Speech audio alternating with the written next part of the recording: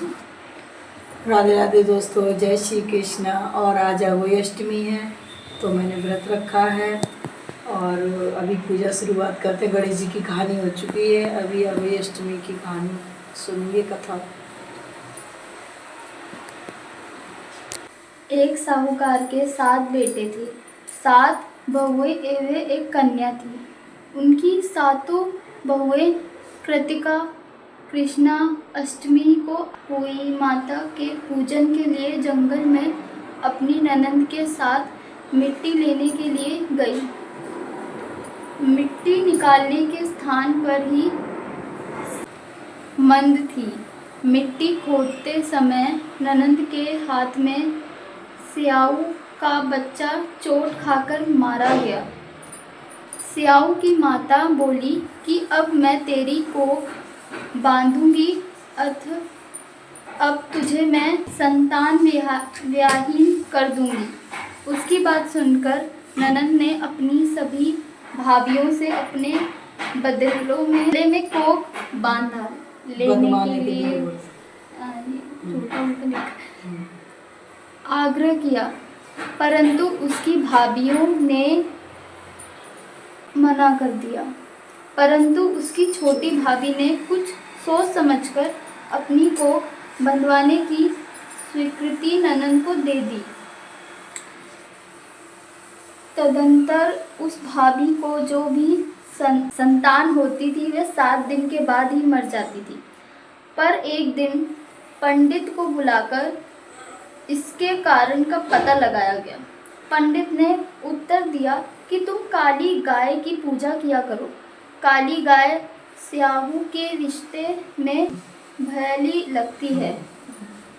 वह यदि तेरी कोख छोड़ दे तो बच्चे जीवित रह सकते हैं। पंडित की बात सुनकर छोटी बहू ने दूसरे दिन से ही काली गाय की सेवा करना प्रारंभ कर दिया। वह प्रतिदिन बहुत सवेरे उठाकर गाय का गोबर आदि साफ कर दिया करती थी। गाय ने अपने मन में सोचा कि यह कार्य कौन कर रहा है, आज उसका पता लगाऊंगी। दूसरे दिन गाय माता तड़के उठाकर क्या देखती है कि उस स्थान पर एक साहूकार की बहू झाड़ू बुहारी करने सफाई कर रही है। गाय माता ने उस बहू से पूछा कि तू किस लिए मेरी इतनी सेवा कर रही है और तू मुझसे क्या चाहती है, तो कुछ तेरी इच्छा हो वह मुझसे मांग ले। साहूकार की बहू ने कहा कि स्याहू माता ने मेरी कोख बांध दी है जिससे मेरे बच्चे नहीं जीते हैं। यदि अब मेरी कोख खुलवा दे तो मैं आपका बहुत उपकार मानूंगी।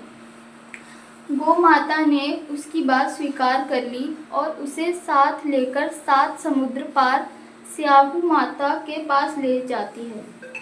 रास्ते में कड़ी धूप से व्याकुल होकर वह दोनों एक पेड़ के छांव में बैठ गई। जिस पेड़ के नीचे वह दोनों बैठी थी उसी पेड़ पर गरुड़ पक्षी का एक बच्चा रहता था। थोड़ी देर में ही एक सांप आकर उस बच्चे को मारने लगा।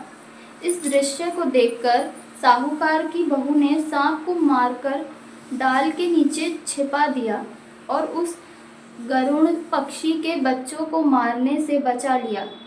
इसके पश्चाताप में उस पक्षी की माता वहां रक्त निकालकर देखकर उस साहूकार की बहू को अपनी चोंच में मारने लगी। तब उससे साहूकार की बहू ने कहा कि मेरे